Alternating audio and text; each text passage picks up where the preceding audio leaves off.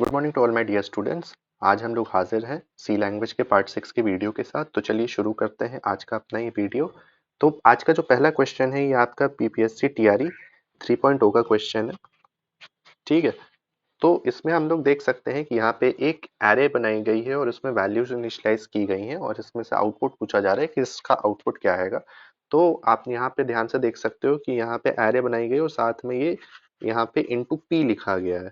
तो यहाँ पे पी क्या है उसके बारे में कोई सिग्निफिकेंस नहीं है इस प्रोग्राम में। तो ये वाला प्रोग्राम जो है आपका यहाँ पे रन टाइम एरर देगा।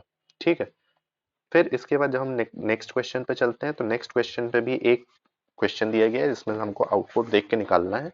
तो आउटपुट अगर हम यहाँ क्वेश्चन देखें तो मेन फंक्शन लिखा गया। मेन फंक्शन के अंदर आई जे और के तीन वेरिएबल्स बनाए गए हैं जिसमें 5, 10 और 15 वैल्यू असाइन करी गई है।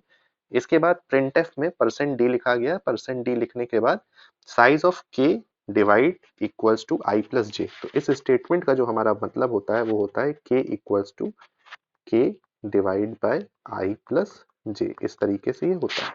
ठीक है, तो और फिर उसके बाद के में वैल्यू असाइन, इसको सॉल्व करने के बाद जो वैल्यू है वो के में असाइन हो जा रही है।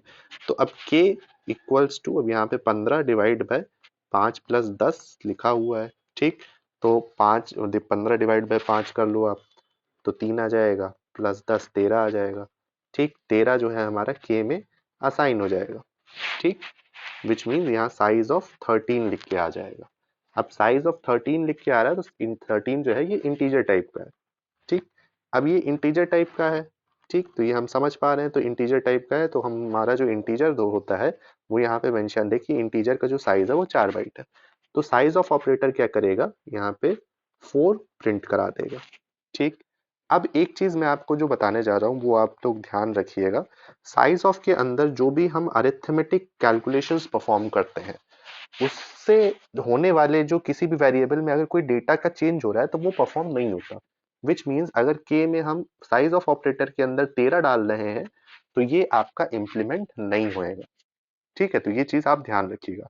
के की वैल्यू चेंज नहीं होगी, इन कैलकुलेशन होएगा, कैलकुलेशन होके साइज ऑफ ऑपरेटर काम करेगा, वो अपना आउटपुट दे देगा, सब कुछ करेगा। लेकिन के इक्वल्स टू 13 यानी के अंदर 13 वैल्यू जो है वो इनिशियलाइज नहीं होएंगी। ठीक है, तो के की वैल्यू ओरिजिनली 15 ही रह जाएगी। तो इस क्वेश्चन का जो सही आंसर हो जाएगा वो आपका 4 और 15 हो जाएगा। Coming on to the next question. Next question भी टीआरई 3.0 का है और ये क्या कह रहा है कि इसमें से कौन कौन से हमारे एडवांटेजेस हैं एरेज के। ठीक है, तो पहला पॉइंट कहता है constant time in insertion and deletion, which means order of 1 time complexity होती है क्या एरे के अंदर इंसर्शन और डिलीशन में।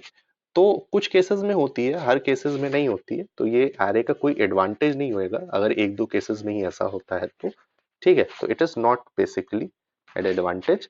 फिर next, ability to store elements of different data type. Array तो होता ही सिमिलर डेटा टाइप्स के एलिमेंट्स को स्टोर करने के लिए, तो ये गलत हो गया। Random access to elements using an index, ये सही है। Random accessing of elements is possible in an array. ठीक है, नेक्स्ट क्वेश्चन पे चलते हैं। तो यहाँ पे वही चीज है, एरे के बारे में पूछा गया है कि एरे क्या होता है। तो एरे जो हमारा होता है, it is a collection of elements stored at contiguous memory locations. ठीक, कॉन्टिगुअस मेमोरी लोकेशंस पे स्टोर होता है। कुछ इस तरीके से होता है 1 2 3 4 5 100 102 104 106 108। यहाँ पे मैंने 2 बाइट का आईएनटी का साइज लेके इस क्वेश्चन को, इस एरे को बनाया है।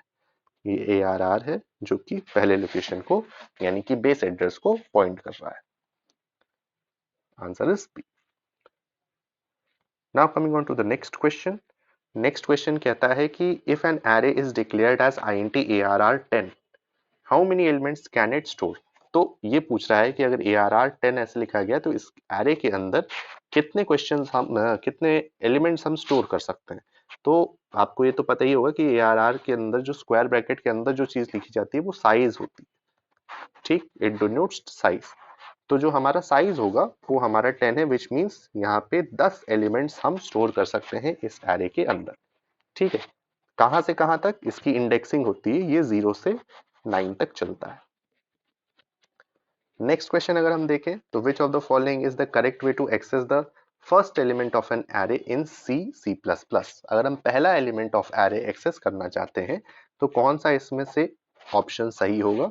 तो हमेशा ध्यान रखिएगा, एरे की इंडेक्सिंग के अकॉर्डिंग हम चीजों को एक्सेस करते हैं, एलिमेंट्स को एक्सेस करते हैं। तो पहला एलिमेंट जो होगा वो हमेशा 0th एलिमेंट होगा अकॉर्डिंग टू द इंडेक्स।